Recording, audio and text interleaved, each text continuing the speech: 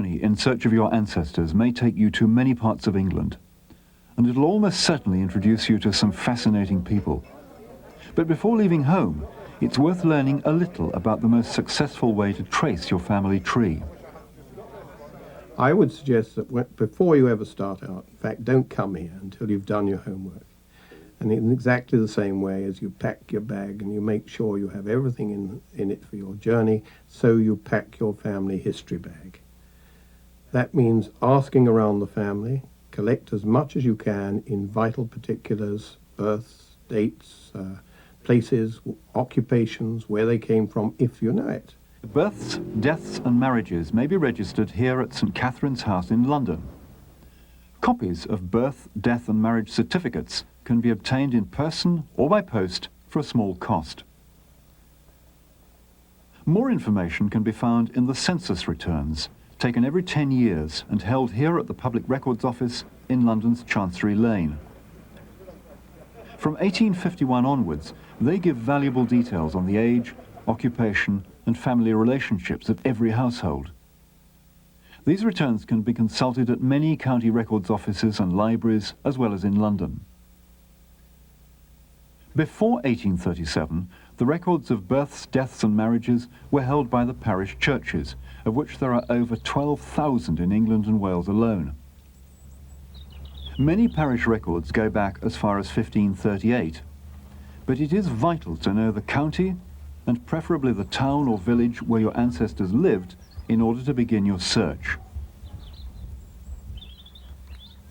From there, you will need the maps that the Institute has produced covering the registration districts from the beginnings of general registration in 1837 to the change in registration districts in 1852. Then there's a further change in 1946. Most people won't be concerned with that. And those registration districts are important because that will in turn lead you to the censuses. And from the census information, you can usually pick up at least the district from which the family may have arisen, and then the parish registers. And in the context of the parish registers, you'll need to know where they are. Again, it's a question of the immensity of this small country, and the parish maps that have been produced and are available in the atlas show the juxtaposition of each parish by the parish boundaries, the beginnings of the registers, and there's an index to all those. Generally, parish records are held in the record offices for each county of England. The Borthwick Institute in York, for example, holds records for the area covered by the Archdeaconry of York. Other record offices cover the east and north of the county. It's not uncommon to find record offices being housed in suitably historic surroundings. The Great Hall here at Borthwick Institute was built in medieval times, and it's had a checkered history as a guild hall, a workhouse, a prison, a theatre and a school. Nowadays, it's an ideal setting for displays of archives and historic documents. One of the secrets of successful ancestry tracing is to collect as much information as possible about your family from living relatives. Many families keep old photographs, family Bibles, diaries, wills and certificates, which may have been forgotten over the years.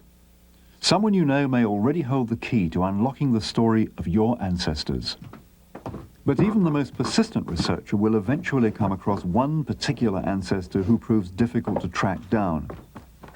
And if this is the case, you may need to get some specialist help from one of the genealogical institutes in England. Here, at the Institute of Heraldic and Genealogical Studies in Canterbury, for example, a range of resources are available to the dedicated family historian. After finding the all-important date of birth or death, it may be necessary to consult the International Genealogical Index. This is a worldwide index of baptisms and marriages between the 1580s and the 1870s, in which English names are particularly well represented. If the family came from London, or the county of Middlesex, one of the archives which may be useful is the Pallow Marriage Index. Literally thousands of marriages taking place between the years of 1780 and 1837 are recorded here. When you consider that there were 103 ancient parishes in the square mile of the City of London alone, looking for one ancestor in these and other specialist indexes can seem a bit like looking for a needle in a haystack.